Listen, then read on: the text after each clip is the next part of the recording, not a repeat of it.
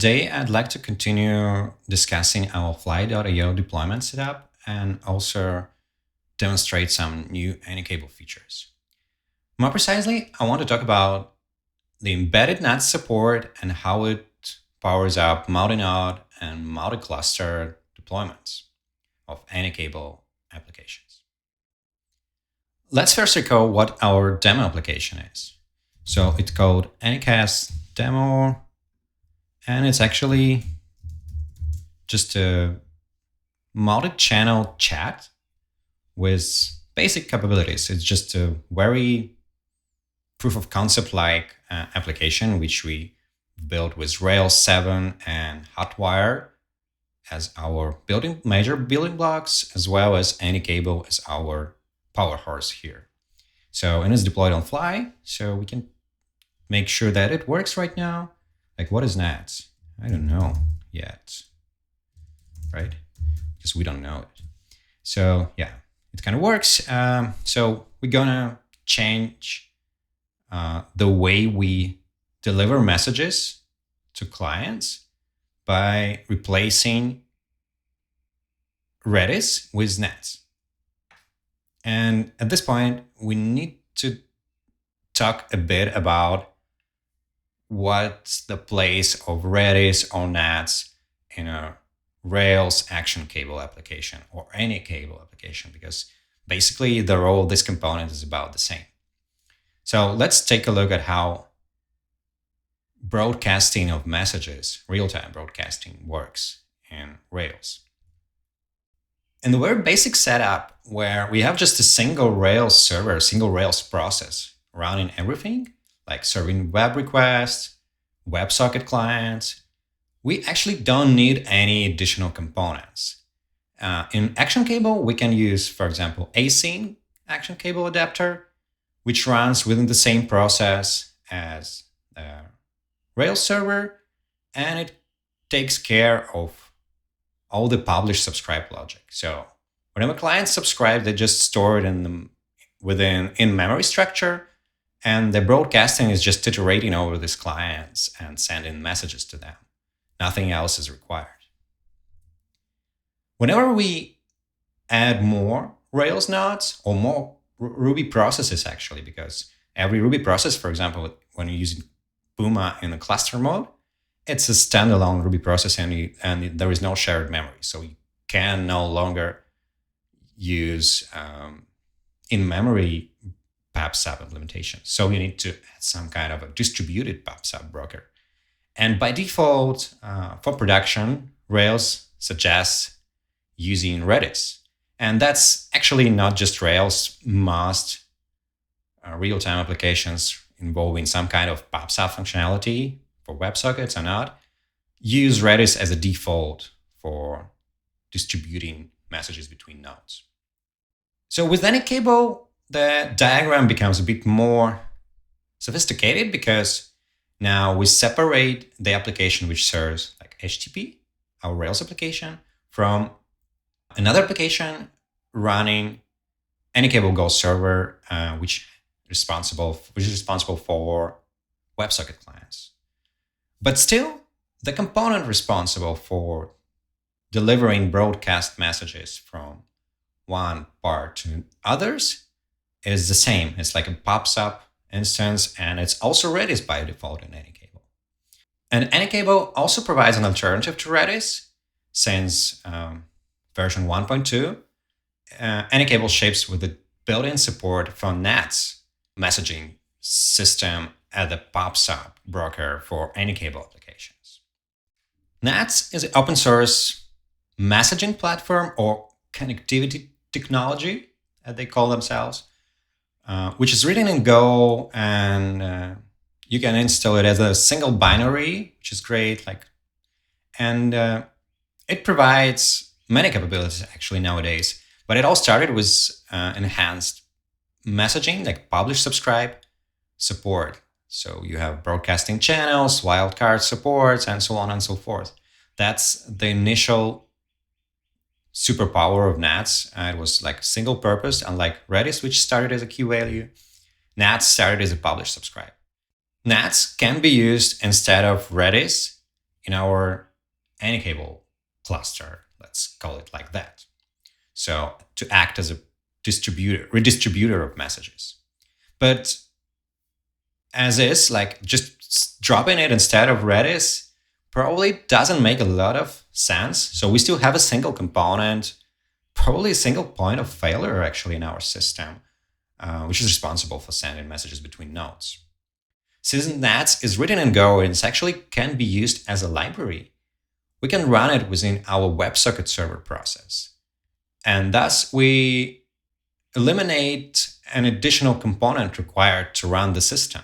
So you don't need to run NATS or Redis or whatever as a separate service in your cluster. All you need is just AnyCable-Go, and it will take care of broadcasting functionality. And the good thing is that if you have multiple AnyCable-Go nodes, you will have multiple NATS nodes. And NATS being designed for messaging clusters is really good and simplifying connectivity between your NATS instances within the same cluster. In other words, you don't need to do anything beyond a couple of configuration lines of code to make two NATS instances work as a single cluster and redistribute messages to each other. So this way, we simplify our setup drastically. And we don't need to care about a single component. So if one NATS server is down, that means actually that the WebSocket server is down as well. And everyone can continue using other WebSocket servers and everything's gonna work as before. So this is our Fly configuration for the main application, where we see that we use action cable adapter AnyCable. We have some settings, and we have AnyCable embedded into the Puma server just to reduce the number of Fly instances, Fly processes to run. Like for demo purposes, we're good with having everything within the same virtual machine. And in order to migrate to NATS, let's first migrate our Go application. And for that, we have a separate Fly configuration file. First, we tell AnyCable-Go to embed NATS. Then we also tell AnyCable-Go to use NATS broadcasting adapter. We don't need to tell AnyCable where to look for a NATS server in case it's embedded. So AnyCable-Go automatically understands that if we're using the embedded NATS and the broadcast adapter is also NATS, then we're just connecting to ourselves. That's probably enough to configure AnyCable-Go part. Let's move on to the Rails application. Here as well, we need to specify that we want to use AnyCable broadcast adapter NATS. And now the question is, how can we specify the address of our server? Let's take a look at the documentation. In the documentation for AnyCable-Go, we now have a section called presets.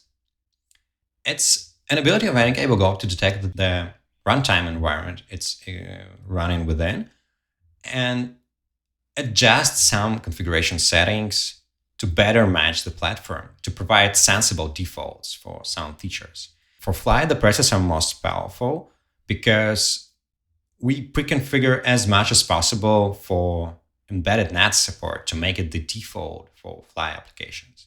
So for example, we specify the cluster parameters, the server address, and so on and so forth. More importantly, we treat special and variables carrying the names of the RPC application on the other side of the WebSocket application to automatically connect them to each other without dealing with regions and all this manual work.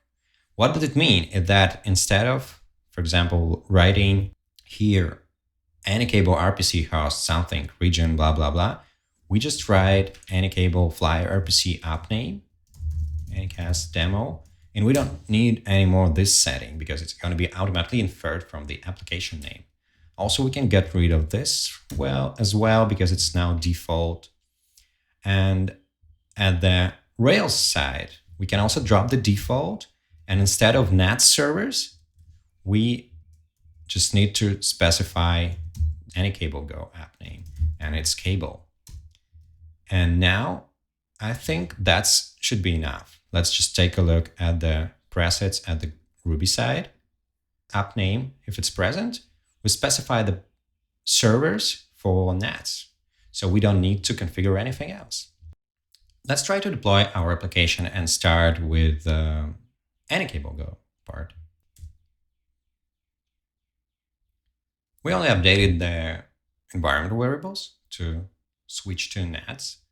And in order to check that we configured everything properly, we can take a look at the dashboard at fly.io at the monitoring panel and see if the change has been applied. So here we can see that embedded NAS server started with some details about the configuration, the cluster address, the server address, and other cluster information.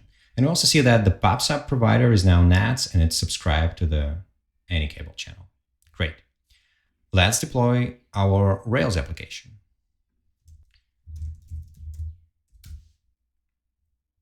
It's going to take a bit more time, so let's wait for it. Let's check that our application works. So let's reload the page. Let's open another browser window. Here we logged in as Alice. Now I know what NATS is. Okay, let's check another window. Everything works. Now we have the communication as running through the NATS server, and everything works as before. Nothing special. What we're going to do as a next step is launch one more AnyCable-Go instance and see if these two instances with the NATS servers embedded into them will be able to find each other and form a cluster. Before adding another instance of AnyCable-Go, let's turn on debug logs so we can see when new clients connect to each of the running instances, so we can check that we definitely have clients connected to two different AnyCable-Go servers and they could see messages of each other. Now, if we take a look at the logs of the AnyCable-Go instance, we can see a lot of messages here with the D sign, so debug logs, incoming messages, subscriptions, and so on. So we can know when any interaction with the servers has occurred. And we also can see the unique identifier of this node. So that's how we can distinguish between different nodes. Now let's scale up our AnyCable-Go application. For that we just type fly scale 2, and we should tell the name of the app because it's not the default one for this repo. Can open the monitoring again to see that we have now two instances. So we have an instance with the ID ending in FC, and we have another one with the ID ending in 2E. Okay, now let's just reload the page a couple of times. So this is our first client, and it's connected to the 2FC server. Let's reload another client. Check the logs again. Okay, great. It's connected to the 2E server. So we now have two different clients connected to two different servers. Both servers running NATS, and due to default settings for Fly built into AnyCable-Go, they should have been able to find each other and build a cluster, a NATS cluster. Let's check that it works. Is it a cluster? Okay, at least this user received his own message. And now let's check another browser, and we see that message has arrived. So without any additional configuration, AnyCable-Go formed a NATS cluster for your WebSocket application. So you don't need to do anything else. But the thing is, by default, the cluster, which is built automatically, is created only for this particular region, is connected to the region. And if you want to ship your application to different regions on Fly, to different data centers, you need to introduce a feature which is called a NATS supercluster. Good news is that with AnyCable, you can also do that with the minimal amount of configuration. First, let's try to deploy our application somewhere else. Like New Jersey is not the only place where you can run real-time applications, right? So there are many different places around the world and even in the States. So let's start with adding a region to the cable application. For that, we just type file regions at, I would like to add Denver, and we should specify the name of the app. Yes, I know what I'm doing. Okay, and now let's scale down our application because we have two instances running in New Jersey, and I want them now to run in two different regions. So one in New Jersey and one in Colorado, in Denver. Let's check the status of the change. Okay, now we can check the status and see that the second instance has stopped. And in a few seconds, it's just going to be removed from the list of active instances. Yeah, right. And now let's scale up again. But this time, we expect Fly to create a new instance in the second region. That's how Fly works. We don't know, you have a pool of regions, and it's just a round robin algorithm of spinning up new instances. So if we have two regions and two application instances, they're going to be launched in two different regions. Let's check that it's true. Yeah, great. Both our applications are running, one in Denver, another one in New Jersey. So now the trickiest part. How can we connect to our Denver application? Let's reload the page here.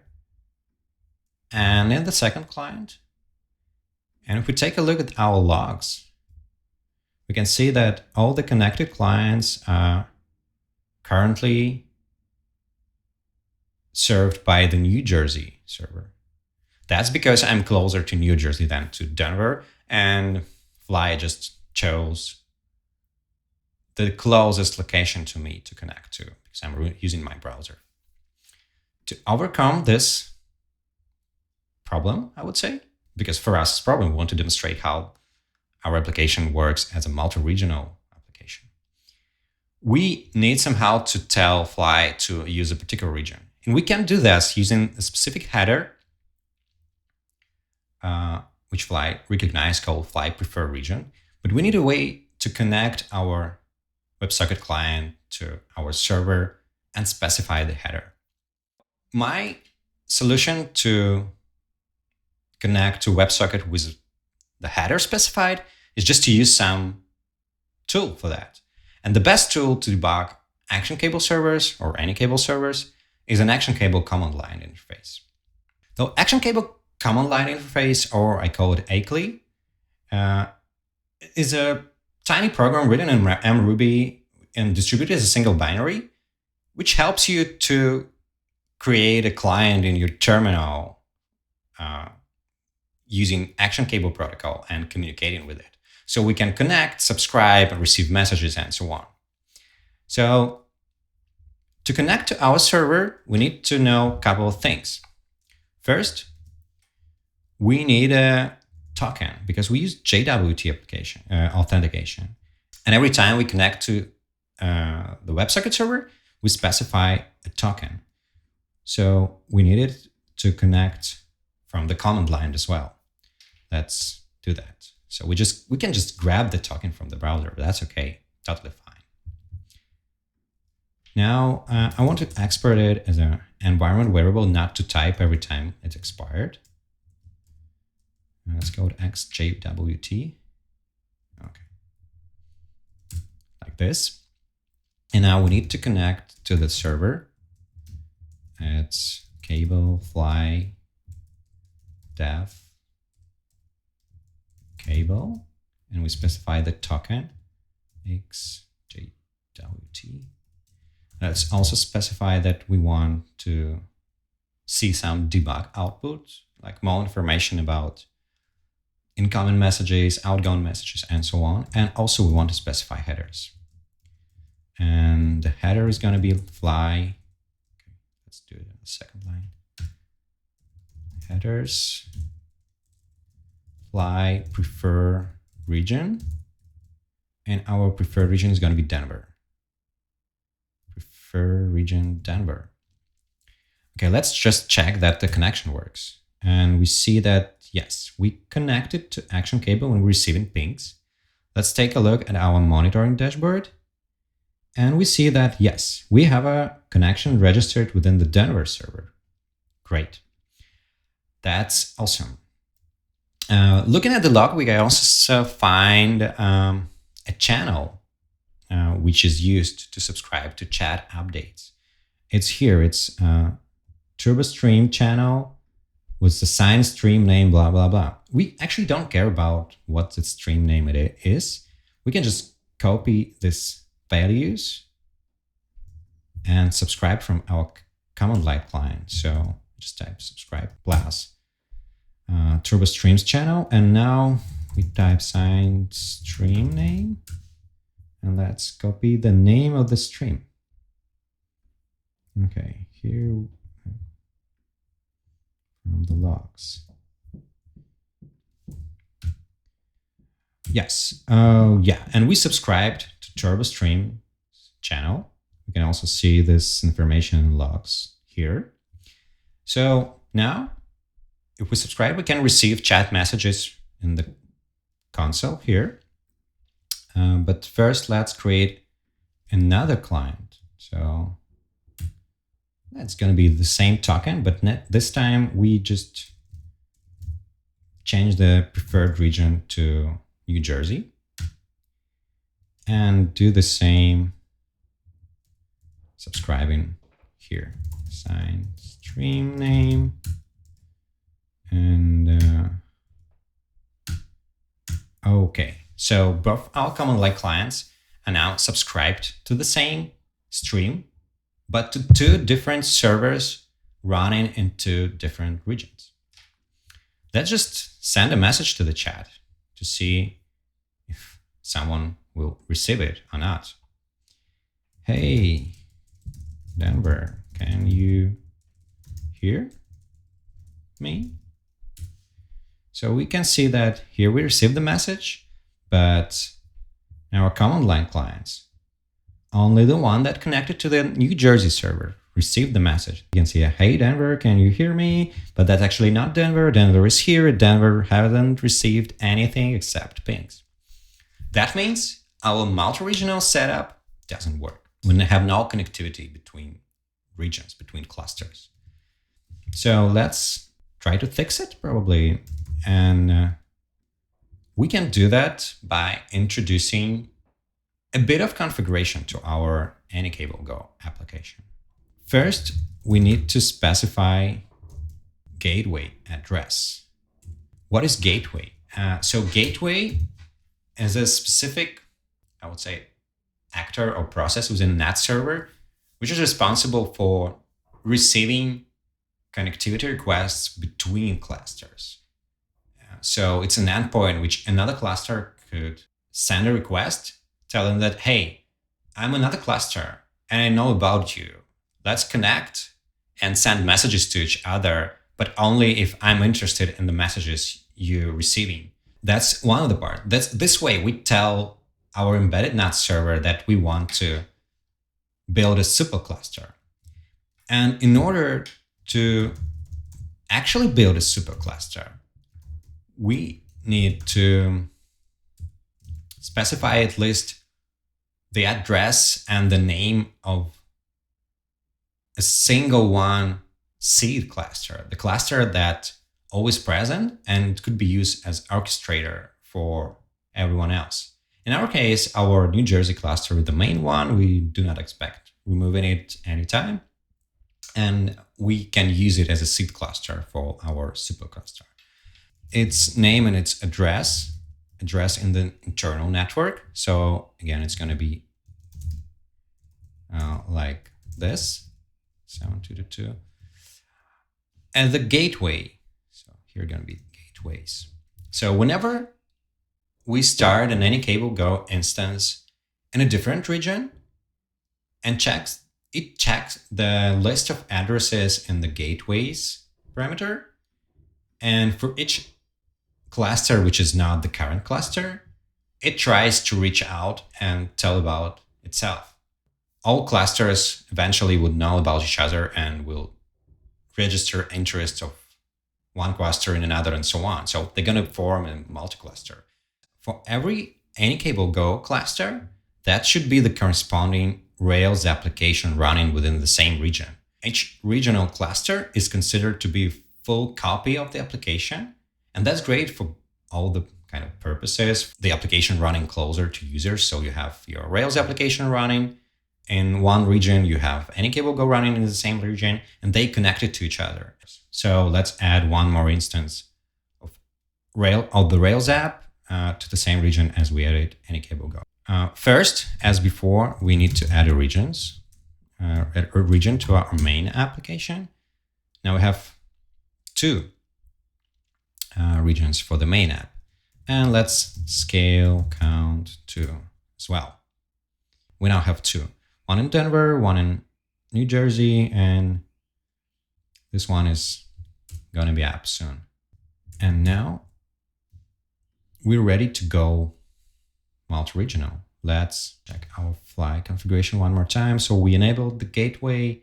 We specified the gateway addresses by just pointing to the main cluster.